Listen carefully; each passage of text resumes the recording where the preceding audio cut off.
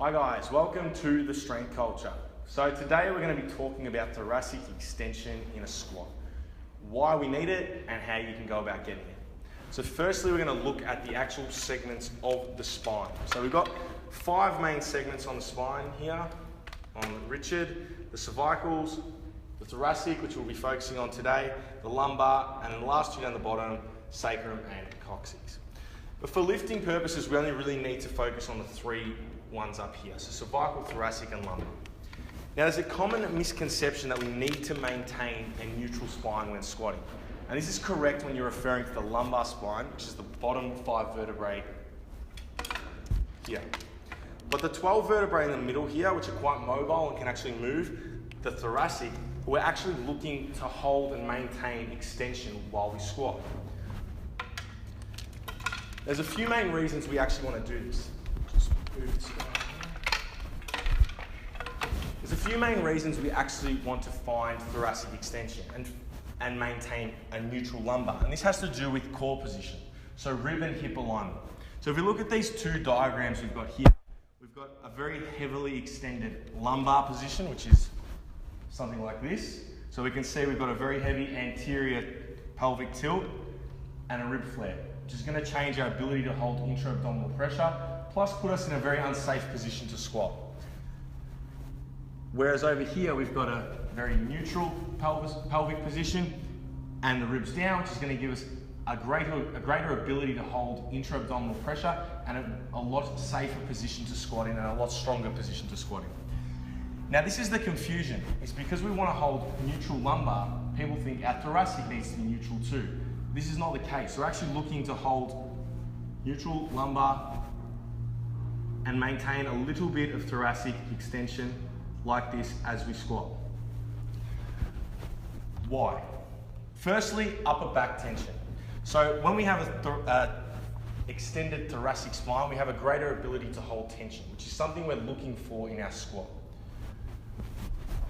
And secondly, and one of the main reasons, is the bar position. So where the bar is situated on your back is going to either increase or decrease the moment arms.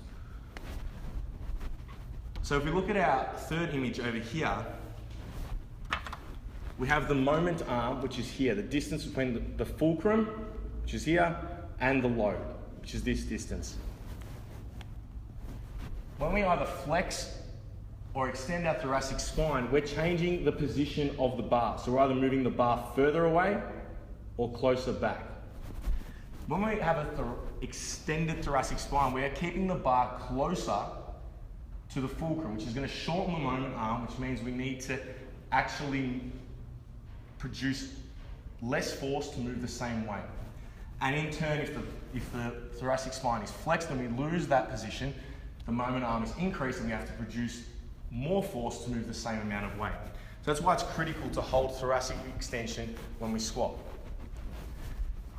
This is quite a complex skill though. And you need a high amount of proprioception to actually find thoracic extension. So telling a new lifter to find thoracic extension can be quite difficult and they might have no idea what the hell you're talking about. So that's why we need to give them context. So how do we actually coach thoracic extension here at Melbourne Strength Culture? And that's what we're going to show you now. We're going to step into the gym. I'm going to coach Jamie through a couple main drills that we use here to find that position. So before we can implement thoracic extension or cue thoracic extension in far more complex movements such as a squat, we need to give the lifter context or a sense of proprioception of what they're actually meant to be feeling.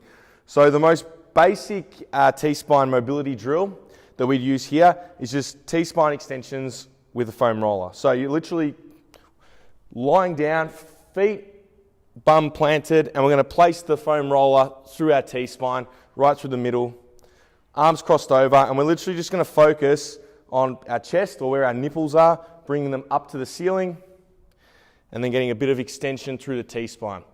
As we do 8, 10, 12 reps, we're just going to gradually get a little bit more extension. This gives the client a sense of proprioception of what they're actually meant to be feeling and also helps mobilize the thoracic spine. Awesome. Good. All right, the next one that we use, just weird.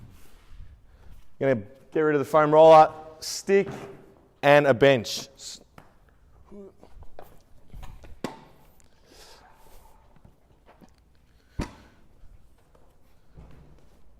So this is the bench T-spine mobs. Now this one involves a little bit more stretching as well. So we're going to get a good stretch through the lats and triceps, as well as mobilizing and getting that thoracic extension. So as we can see, Jamie here, he starts with his elbows on the bench, edge of the bench, knees, feet on the floor. And then we're going to sink our bum back to our heels, obviously maintaining neutral lumbar as much as possible, and then driving our chest to the floor. Perfect. So we'll do a couple more. So we bring the stick over the back of our neck. Good, chest to floor, and really focus on getting that extension through that thoracic there. In doing so, you should get a pretty good stretch through the lats and through the triceps. Awesome. So these would be our two fundamental exercises that we'd give to someone that was completely new to thoracic extension, had no idea what they were meant to be feeling, and to help mobilize their T-spine before we'd even try and implement it into a movement such as a squat.